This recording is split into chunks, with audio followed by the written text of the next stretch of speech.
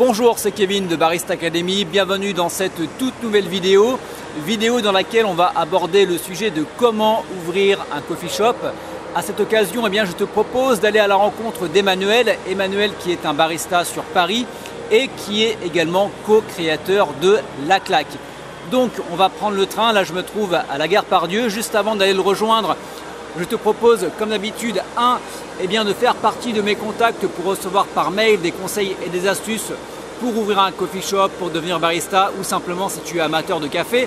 2, de nous suivre sur Instagram pour pouvoir avoir des photos inédites tous les jours. Et 3, de t'abonner simplement à notre chaîne pour pouvoir être tenu au courant des dernières vidéos. Et bien sûr, sans oublier de cocher la petite cloche pour pouvoir recevoir une notification à chaque fois qu'une nouvelle vidéo va apparaître. Voilà, donc c'est un petit peu le bordel. Je te propose directement d'aller prendre le train ensemble direction Paris et partir à la rencontre d'Emmanuel. C'est parti.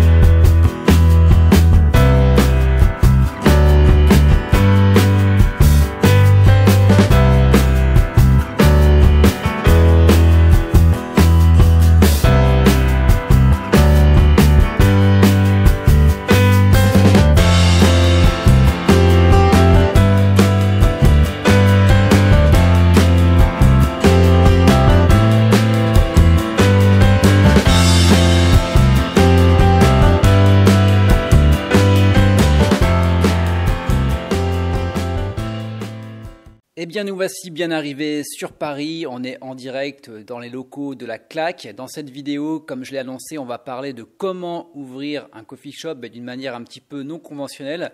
On a tout le matos qui est ici, je pense que tu l'auras deviné. On va te parler d'un coffee shop en mode un petit peu nomade. Donc pour ça, j'ai le grand plaisir d'accueillir Emmanuel qui est barista sur Paris, qui est l'un des co-créateurs de La Claque. Donc on va lui demander simplement de se présenter. Bonjour Kevin, et effectivement, bienvenue chez La Claque. Je suis donc Emmanuel Buscazo, je suis barista depuis 6 ans maintenant en fait. Donc j'ai eu un passé de chercheur en biologie. Ça m'a amené petit à petit vers le café, d'abord parce que j'étais dans les pays anglo-saxons en fait. C'est là où j'ai commencé mon éducation et ma carrière de scientifique. Donc j'ai visité beaucoup de coffee shops dans ces pays anglo-saxons. J'ai appris à aimer l'environnement, d'abord avant le produit en fait lui-même. Et donc ça m'a ensuite donné envie de découvrir le produit. Et là, je suis tombé en amour complètement. Ça m'a passionné. J'ai lu sur le café, j'ai bu tous les cafés que je pouvais. J'ai rencontré les baristas. Et une fois rentré en France, parce que je voulais rentrer en France, c'est là où j'ai commencé ma vraie formation de barista, parce qu'il fallait commencer par une formation de barista. C'était mon but d'ouvrir un coffee shop. Comme on l'entend, comme je l'avais vu dans les autres pays, et d'ouvrir un tel coffee shop à Paris. Ok, donc vraiment une entrée en matière un petit peu atypique. On en avait déjà parlé, je me souviens, la toute première fois on s'était rencontrés sur Paris, il y a 2-3 ans il me semble, et on avait eu plus ou moins le même parcours. Alors moi j'en suis pas du tout à ton niveau, mais c'est vrai que moi ayant fréquenté pas mal les coffee shops pour avoir voyagé en Asie, on se dit il y a un petit univers, il y a un truc, on aimerait bien aller un peu plus loin. Et donc toi c'est ce que tu as fait, donc tu as La Claque. Est-ce que tu peux nous parler un petit peu de tout ça? Comment est-ce que ça t'est venu à l'idée? Parce que comme tu dis, tu voulais devenir barista, ouvrir un coffee shop. Mais alors comment est-ce qu'on passe de j'ouvre un coffee shop en dur à ce petit matos bien sympa? Ouais, c'est venu un peu par hasard au fur et à mesure des rencontres que j'ai pu faire et des opportunités qui ont marché ou qui n'ont pas marché. Donc le projet de coffee shop, j'en ai eu plusieurs pour X raisons en fait, elles n'ont pas abouti. Mais un de ces projets en fait, j'ai appris à travailler avec Sandra qui est devenue mon associée pour La Claque en fait. Donc c'est là qu'on s'est vraiment rencontrés, qu'on a commencé à travailler pour de bon sur un vrai projet. Et donc c'est un projet qui n'a pas abouti, mais on s'est dit pourquoi pas, on va étudier les opportunités qui peuvent nous parvenir. On était tous les deux baristas indépendants en fait à l'époque déjà, et donc on faisait des prestations événementielles déjà, de la formation. Et on a eu l'opportunité d'ouvrir un pop-up café dans la cour intérieure d'un musée de Paris, dans le Marais. Alors juste un pop-up café, c'est quoi? Un pop-up café, c'est investir un lieu, que ce soit un lieu public ou un lieu privé, qui n'a pas lieu d'exister en tant que coffee shop, mais pourtant on va se mettre dans un coin et on va amener tout le matériel, tout l'environnement, l'atmosphère d'un coffee shop et les produits qu'on peut retrouver dans un coffee shop dans un lieu qui l'accueille en fait, qui accueille ça. Donc c'est un petit satellite en fait dans un groupe. C'est un genre de coffee shop éphémère, plus ou moins. Ouais. Ouais, dans un lieu où tu ne l'attends pas forcément. On l'attend pas forcément, effectivement. Et d'ailleurs, cette expression, elle est intéressante parce que c'est un peu toute l'idée derrière la claque, en fait, et derrière l'idée du coffee shop nomade. Je pense qu'on va y revenir après.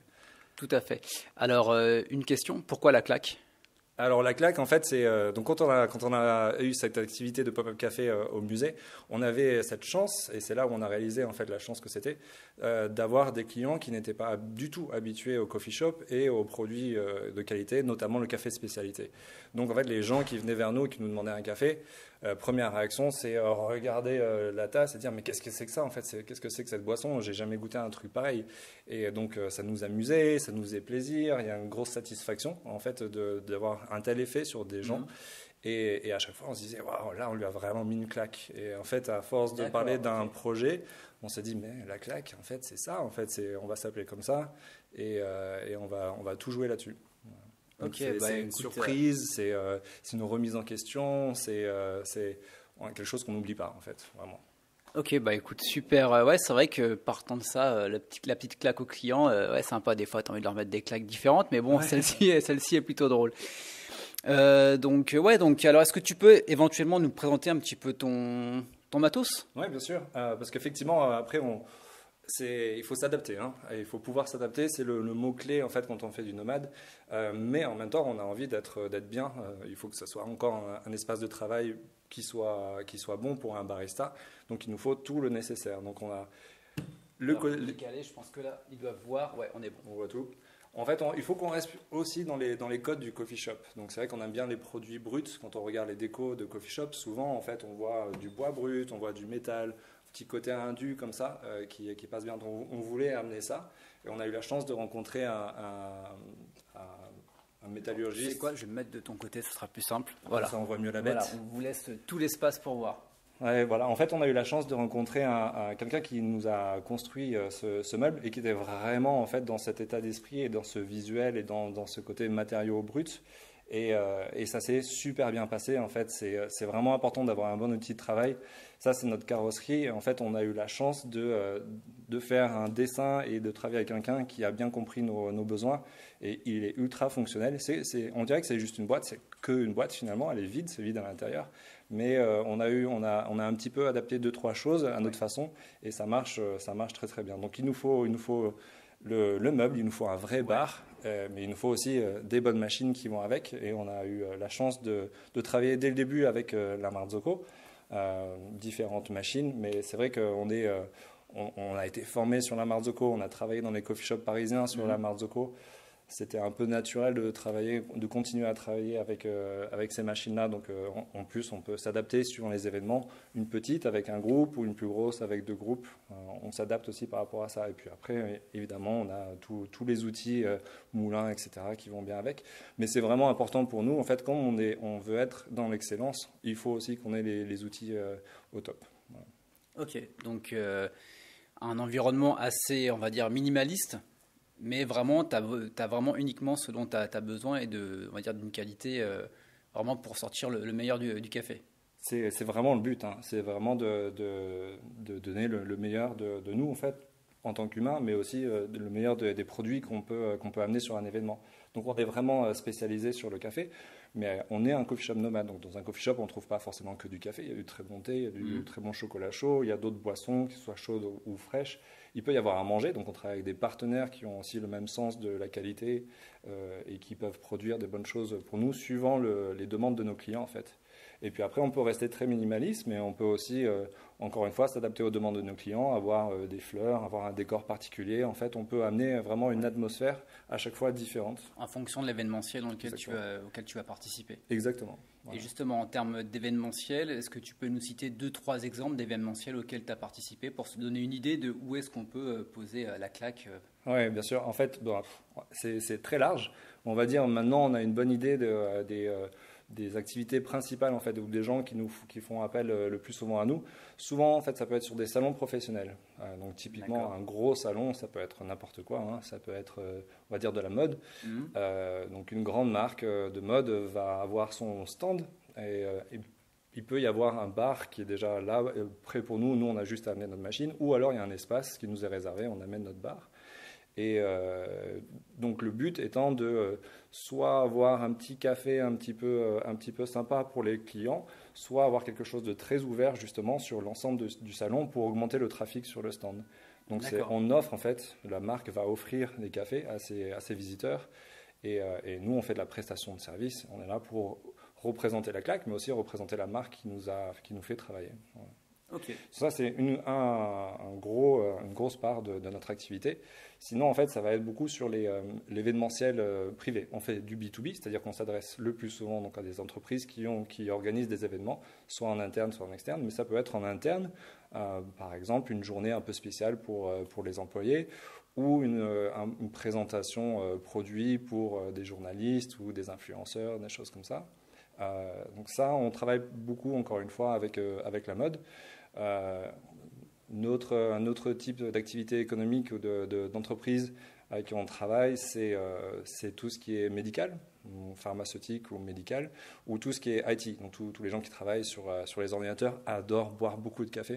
Et en fait, il faut tenir devant l'écran. Exactement, ouais. et pendant toute la nuit, etc. Donc c'est vrai que ce sont presque nos meilleurs clients en fait, ceux qui font la queue le plus longtemps possible pour ça venir. te fait quand même un large panel. C'est vrai que je voulais te poser la question justement, la différence entre un coffee shop traditionnel en dur et puis un coffee shop nomade.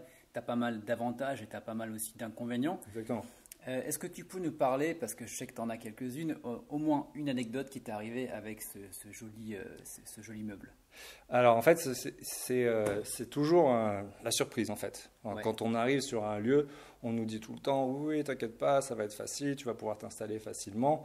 Et on a toujours une surprise, quelle qu'elle soit, ça peut être petit comme gros. Mais alors ça nous est arrivé par exemple pour une fois d'arriver sur un endroit où on devait travailler à l'étage. On nous avait pas dit comment on allait arriver à l'étage. Et donc on a vu un tout petit ascenseur. On s'est dit mais comment, avec un escalier en colimaçon. On s'est dit ça va être vraiment très difficile. Il n'y avait absolument pas moyen de s'installer au rez-de-chaussée. Et donc finalement, on a enlevé tout ce qu'il y avait à l'intérieur du meuble. On l'a mis à l'envers. On a essayé de le faire rentrer dans l'ascenseur. Vraiment, c'est rentré au millimètre près. On a pu fermer la porte et l'envoyer à l'étage. comme un peu le Père Noël dans la cheminée. En fait, c'était pas mal. Ni plus ni moins. C'est ça, oui. Et en fait, on a vraiment la chance avec ce meuble. Ça nous est arrivé des dizaines de fois que tout marche au millimètre près. D'où l'importance en fait de bien préparer les dessins de son meuble et la fabrication du meuble, parce qu'il faut que ça rentre dans toutes les portes en fait le plus. Si tu pars en nomade, vraiment bien penser à te dire, écoute, je suis peut-être amené à travailler dans des lieux atypiques avec des portes d'entrée, des portes de sortie qui sont peut-être pas forcément standards, et se dire c'est bien d'aller ici, mais est-ce que je vais pouvoir amener tout le matos également? Exactement. Donc ça c'est encore une fois, on apprend au fur et à mesure. Et un de nos premiers événements, on a failli être bloqué par une porte en fait où il y avait une poignée. Et en fait, c'est seulement la poignée qui nous bloquait. Donc, on a dû dévisser la poignée pour pouvoir rentrer le meuble par la porte. Donc, maintenant, on demande à chaque fois, vraiment, en fait. On fait attention à ça et ça fait partie de la liste de questions qu'on envoie parce qu'il faut vraiment voir avec le client et qu'on ait une bonne communication avant l'événement pour que personne n'ait de mauvaises surprises et que finalement tout se passe bien entre le client. Une question, c'est lourd? Alors à vide, ça va en fait. À vide, c'est pas si lourd que ça finalement. Et donc c'est pour ça que le plus souvent maintenant, en fait, au début on faisait les durs. Et puis même avec nos boîtes dedans et tout le matériel, on peut le porter. Et puis maintenant, même s'il faut le soulever d'une marche ou quelque chose comme ça, on prend soin de nous parce qu'on peut se faire mal au dos. Ça fait aussi partie de l'événementiel. On a beaucoup de logistique et de portée de machines, etc. à faire. Donc, il faut faire attention à soi aussi. Ok.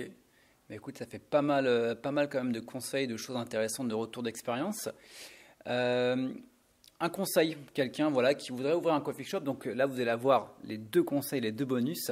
Un conseil pour les personnes qui voudraient faire éventuellement comme toi, un petit peu en mode nomade. Et un conseil, quelqu'un qui voudrait simplement ouvrir un coffee shop en dur. Oui. Donc le premier, quelqu'un qui veut faire comme toi, le premier conseil que tu lui dis? D'être vraiment quelqu'un qui peut s'adapter. Encore une fois, le mot-clé, c'est de pouvoir s'adapter à n'importe quel environnement. Et il faut se dire qu'il faut apprendre sur les choses qu'on n'a pas forcément en tête quand on devient barista. Donc il faut devenir un petit peu plombier, il faut devenir un petit peu électricien, parce que il se passe, encore une fois, il se passe toujours quelque chose en fait. Et donc si on a une fuite, il ne faut pas que le client le voit en fait. Donc en 5 minutes, sans qu'il le voie, il faut qu'on arrive à se mettre sous la machine et qu'on arrive à réparer le plus vite possible. Donc vraiment être attentif à tout et pouvoir s'adapter à n'importe quelle situation. Ouais, peu importe ce qui va se passer, c'est du genre, tu ouvres dans 5 minutes, la machine ne marche pas, tu dois savoir qu'est-ce qui ne marche pas et comment je peux la réparer en 5 minutes. Exactement, ouais. Bon, alors, la plupart du temps, on y arrive parce que rien de grave nous est arrivé, mais bon, après, il y a des choses qui sont impossibles à réparer pour nous encore, mais ouais, vraiment, en fait, pouvoir s'adapter à n'importe quelle situation, c'est l'événementiel, en fait, c'est vraiment ça. C'est bien, au moins, ça ne met pas la pression. Non, c'est vrai, ouais, mais il y a un côté pression, Ouais. c'est ça qui est intéressant aussi. Déjà, on n'a pas 2 journées similaires. Tous les jours sont différents, tous les jours, on voit un lieu incroyable, on a visité des lieux auxquels on n'a pas accès d'habitude. Et donc on découvre Paris d'une autre façon, Paris et d'autres villes aussi, parce qu'on est amené à aller ailleurs que Paris. Et donc ouais, il y a tout ce côté découverte qui est vraiment très sympa. Ok, super. Donc juste, on parlait tout à l'heure, avant d'aller sur le deuxième conseil, on ne vous oublie pas, avant d'aller sur ce deuxième conseil, on avait parlé avantages, inconvénients. On avait parlé, quand on s'était rencontrés avant, en termes d'avantages, le truc qui est bien, c'est en termes de budget. Oui. C'est quand même super parce que tu n'as pas les locaux à louer, tu as quand même une charge en moins par rapport à ça. Absolument, ouais, donc c'est vraiment idéal pour commencer une activité avec un budget très limité. Donc on a très peu de charges fixes, surtout au début de notre activité. Alors maintenant on a un atelier, donc on commence à avoir de plus en plus de charges, mais au départ en fait on peut très bien faire avec du système D. Il faut le faire bien, mais on peut le faire en système D, donc c'est l'avantage effectivement. Mais ça ne veut pas forcément dire en fait que comme on a des charges fixes, on va mal gagner sa vie aussi, et que en fait il faut faire les choses intelligemment. La prestation de service, si on trouve les clients, si on fait bien son travail, on peut en fait remplir son planning et gagner sa vie. Ouais, donc c'est 2 business models différents. C'est si tu as un shop en dur, entre guillemets, et là c'est vraiment entre guillemets, c'est les clients qui viennent à toi, alors que si tu es nomade, c'est à toi d'avoir quand même une démarche commerciale pour aller trouver des prestations. Absolument, oui, c'est ça. On n'a pas une porte ouverte. Donc à la limite, notre porte ouverte, ça va être notre site internet. Donc c'est vraiment important d'avoir un site internet qui quand même ramène des clients. En fait, ça marche quand même beaucoup comme ça. Mais effectivement, on a besoin d'avoir une activité commerciale de prospection pour aller chercher. Parce qu'en fait, en plus, ce sont des clients pros, des entreprises. Donc il faut savoir à qui s'adresser, trouver la bonne personne et convaincre que c'est absolument par nous qu'elles ont besoin de passer pour avoir un bon café sur leur événement. Ok, ben ça demande quand même un travail complètement différent d'un coffee shop entre guillemets traditionnel. Et justement, on va pouvoir passer au deuxième conseil. Quelqu'un qui voudrait se dire, tout ce qui est événementiel, c'est pas mon truc. Moi, j'ai mon petit coffee shop en dur, voilà, avoir ma petite clientèle, on va dire fidèle. Quel conseil tu pourrais donner à cette personne-là qui voudrait se lancer? En fait, c'est un peu un mix. C'est toujours difficile comme question parce qu'on peut faire tous les types de coffee shop et en même temps pas vraiment. En fait, donc finalement, ce que je vais dire, c'est qu'il faut faire un lieu qui nous ressemble, qu'il ne faut pas essayer de se mentir ou de mentir aux gens qui viennent chez nous. Mais en même temps, il faut vraiment comprendre et accepter les codes du coffee shop. Et il y a un petit peu de copier-coller à faire. Il y a des choses qui marchent et il faut pouvoir les faire rentrer dans notre propre concept. Il ne faut pas réinventer la roue en fait. Tu réinventes pas la roue, mais tu as le droit d'y mettre un petit peu de ta personnalité dedans. Et en fait, il faut, je pense. On commence à avoir maintenant beaucoup de coffee shops à Paris. Ça a mis du temps, mais il y a une espèce d'explosion ces 2 dernières années. Et le risque peut-être, c'est de voir des lieux qui se ressemblent vraiment trop et qu'on n'ait vraiment plus envie de rendre visite à des nouveaux coffee shops parce que finalement on pense que ça va être la même chose. Exactement. Ça serait un risque pour tout le monde en fait. C'est un risque pour les gens qui vont ouvrir un nouveau coffee shop parce qu'on ne sait pas trop combien de temps ça va tenir. Mais en même temps, c'est un risque pour la communauté du café spécialité, pour les baristas, pour les clients. En fait, il faut montrer qu'on est dynamique et qu'on a quelque chose à revendre en fait et qu'on a de vraies idées et pour faire avancer les choses. Donc il faut pas laisser les pays étrangers avoir les idées avant nous et nous juste les copier, il faut quand même en donner aussi. Donc on peut reprendre des choses du passé, on a une culture du café qui est présente en France, malheureusement et du mauvais café, mais on peut essayer de mixer les deux par exemple, c'est pas interdit et on peut bien le faire. Il y a un très bon exemple à Paris. Allez, donc, là, je suis quelques jours sur Paris, je vais peut-être aller faire un tour. Ouais, il faut aller à la fontaine de Belleville, tout simplement, en fait. Ils ont réussi à mixer les deux. Et je pense qu'il y a beaucoup de gens qui ont rêvé de faire ça. Et finalement, à ma connaissance, ce sont les seuls qui l'ont vraiment fait et en plus, ils l'ont bien fait. Donc bravo à eux. Et puis, j'espère voir d'autres projets comme ça. Et puis, encore une fois, il faut savoir mettre de soi. Voilà. Ok. Eh bien, écoute, je pense qu'on a fait le tour. Je te remercie pour cette interview, de nous avoir présenté un petit peu tout ton univers, la claque. Et puis, quant à nous, on va se retrouver très bientôt pour de nouvelles vidéos. On se retrouve d'abord juste après. J'aime bien faire la petite conclusion en solo. Je te remercie. Très bonne continuation à toi.